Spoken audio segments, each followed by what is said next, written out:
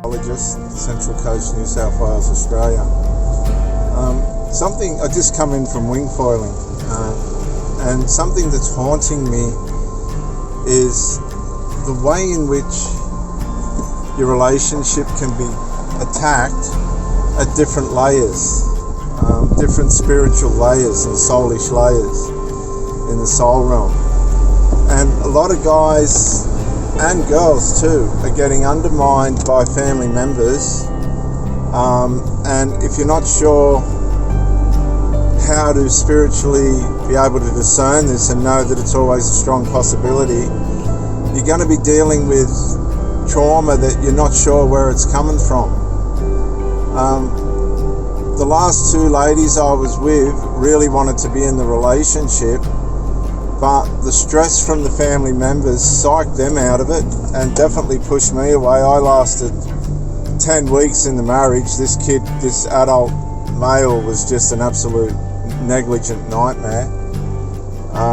And the second one was at more of a distance. I decided that it was better for everyone's mental health if she just come to my place. But what that did was take 50% of the relationship away. Like, we used to go, and it would break things up for me too. Like, if she come to my place, that was fantastic. When I'd go to her place, it'd give me a break from my place, and we'd go for walks along the water or sit and do stuff together, and all that got taken away by a different layer of attack. See, the problem wasn't coming from her. She was content with what we were doing and who we were.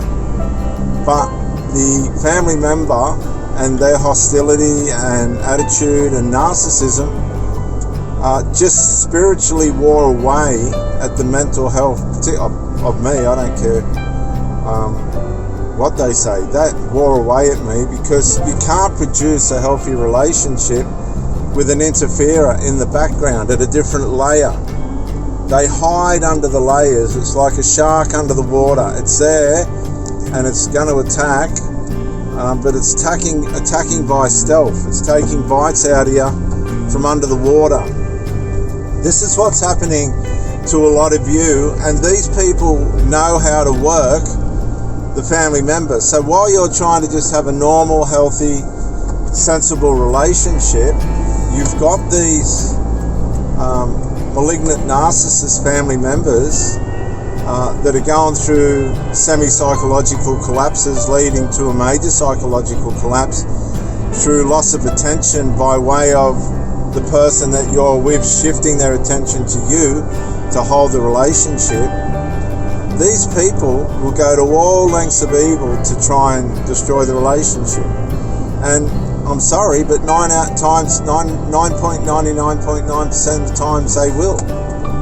They'll ruin the relationship. And they'll do it from a layer that you don't even know exists. Oh, you'll go around there, oh, how are you? Oh, yeah, good. You listen to all their shit and rubbish and problems and garbage. Same thing over and over again. And the next thing, these people are completely undermining you and trying to destroy what you have with your intimate relationship because they want the attention themselves. It's really evil and dysfunctional, and it's not uncommon. The problem that you face is these people get enmeshed because there's no one around and they've got no one to share themselves with or talk to, and they share all their hostilities with the child or the adult child or teenage child or whatever it is, and this becomes a way of their domestic makeup. The vicious ones are the covert ones, where they're working behind your back, but in front of you they're making out everything's all right, and you can sense in your spirit that it's not. And the woman really is, for the most part, under the influence, manipulation and control of these people, because it's DNA. They were there before you come along, and the family members just don't want you there. You just don't. They're just hostile, horrible people. The problem that you're going to have, and I learnt this through my mother, and I wasn't a mummy's boy. I was out of the house at 16, gone, bought my first own house at 18. I mean, you talk about vicious. If you went near her relationship, tried to interfere with it, man, you were confronted, and you were told, pull your head in, you little whatever. She knew how valuable her relationship to her was. Today, these women, no, they don't.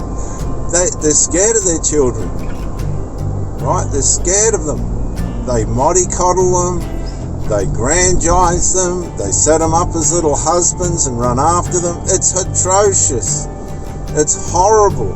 I've never, in all my life, I've never seen anything so ugly and vile as a grown woman, 40, 50, 60-year-old, running after these adult males, sons, like they're little husbands.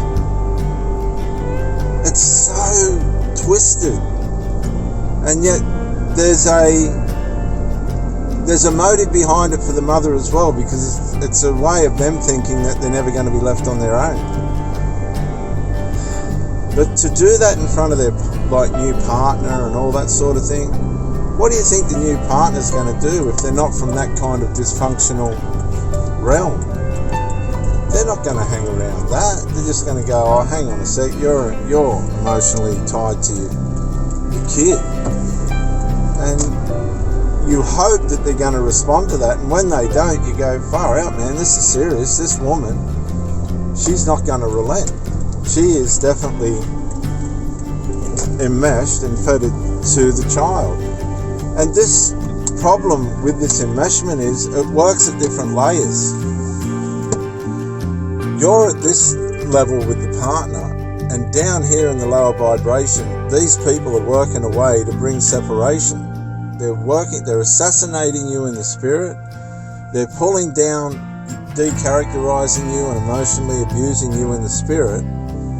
And if this woman hasn't got any fortitude, she's just going to wear out. She's just going to look for resolve somewhere else. So it's all going to cost you, whether you be female or male.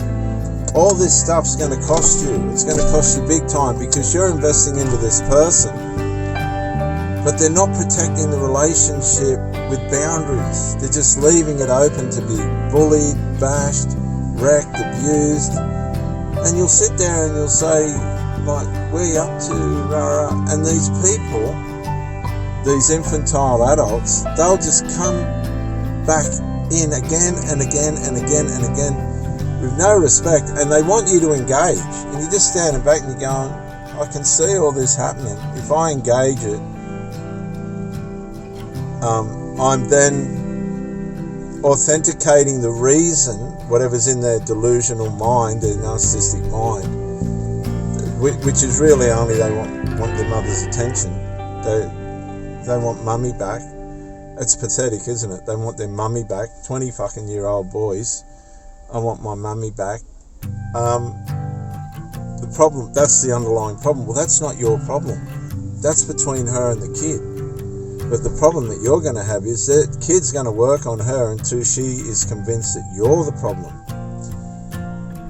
And you're not going to win. You've got to get out fast. If she don't stand up and slap that kid across the head or pull him into line or do something, I can tell you from experience, you're gone. You are gone. They're going to eat you up by DNA. And you don't deserve that, man. You come into that woman's life in full, hopefully in the best version of yourself, and brought her love and peace and masculinity. And you've got some little arsehole, right? Little dirty arsehole that wants his mother that'll keep wiping his ass. And I've had several of these. And they'll take you out behind your back. You've got to have insight and vision to this. I waited and waited on the last two for them to hang themselves, and both of them did. Right at the critical time, where my gut was telling me, this ain't working out, my friend.